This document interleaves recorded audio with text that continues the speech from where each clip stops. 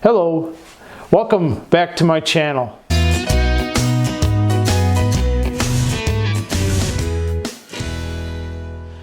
And what we're going to talk about today is the different chucks that I use for wood turning, and some you've already seen on previous videos if you watched them. So let's take a closer look. Okay, what we have here is a 3-jaw chuck. And if you've seen my other videos on the bud vases and the cookie press blanks, I use this one quite a bit. This is one of my favorites. And the reason I like the 3-jaw is that I can actually put a metal fitting in here. This is a union for a big threaded rod. Now this threaded rod actually goes on my lathe too. It's the same threads per inch. And what I did with this particular one is I made a tool, a centering tool that screws in. It looks like a wooden light bulb actually, but I put a piece of wood on this threaded rod and made a tool and actually counterbored that.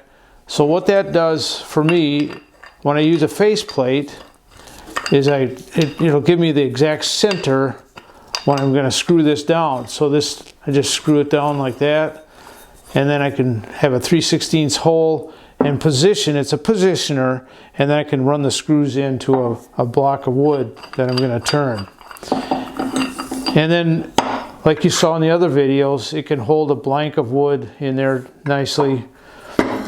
This is another version of a 3-jaw chuck. I just got this the other day and I really like it. You don't want to go out too far or the jaws fall off. I've turned a lot of knobs. I've turned hundreds of these, as a matter of fact, over the years, and just all different types. And what oftentimes you do is I can put a bolt in here and in a chuck and screw it on there and turn it. The problem I've had with wooden threads is they strip out. So what I've started to do instead is to glue in a machine threaded rod, or just a screw that I glue in there. Now this here, I don't have a small enough union like that, so this works pretty good to hold it in this small ones here. So you tighten it in here, that holds it pretty good, and that's what I would turn with the block of wood. It would hold it nice and firmly, and you don't have to take them out. You can just unscrew this, and then you got a finished knob with the threaded machine thread. Or this is just a Jacob's chuck that's the same as like you'd have in a drill press. The max you can put in there is 1/2 inch, and I've turned most of my knobs. I've turned with this thing here. If you saw my other video, I put a drill bit in the tailstock and drilled into the wood turning that way. So when I use these particular ones here are 3-jaw and very useful for holding your wood and holding drill bits or metal, sleeves like that. So putting that aside, these are some of my most useful workhorses. These are 4-jaw chucks, and these are the Nova chucks. And if you're doing a bowl turning, they come with different devices that you can add. This is just for a screw center. You can put your bowl blank on here and turn the outside of your bowl, and then turn a little recess in there so that you can engage your workpiece, and you can engage that. So that holds it. You can do the face side. This will grip to the inside and to the outside. This is the soft jaw chuck.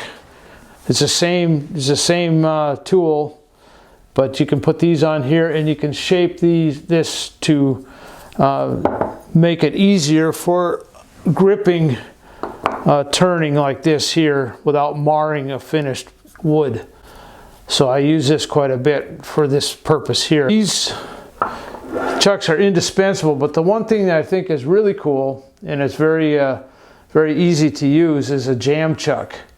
And if you're doing repeat turnings, like a set of legs or balusters for your staircase or something where you're doing a lot of runs of them, then you take, this is just a regular bolt that I got from I think Fleet Farm, and that just fits, that same thread, eight threads per inch, fits on the lathe. And so I put this on the lathe, and I have dozens of these I've made over the years, and I just leave the nut in there. So when I do something like this, I take a block of wood and turn a hole about whatever that is, about 1.25 inches or so, and then press fit it in there. Don't pound it, but I press it in with a vise and crank it in there, and that's it. That's all there is to it. I just use that, put it on the lathe, and when I put the lathe in there, put it on the lathe, I drill a hole in there just far enough, and then square the corners up so that it fits snugly the piece that I'm turning. That's called a jam chuck.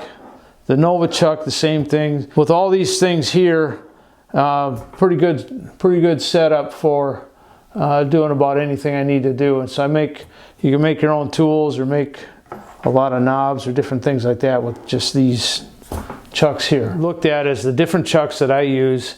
I'm linking them below, and you can go into further research if you want to and discover more possibilities than what I covered right now.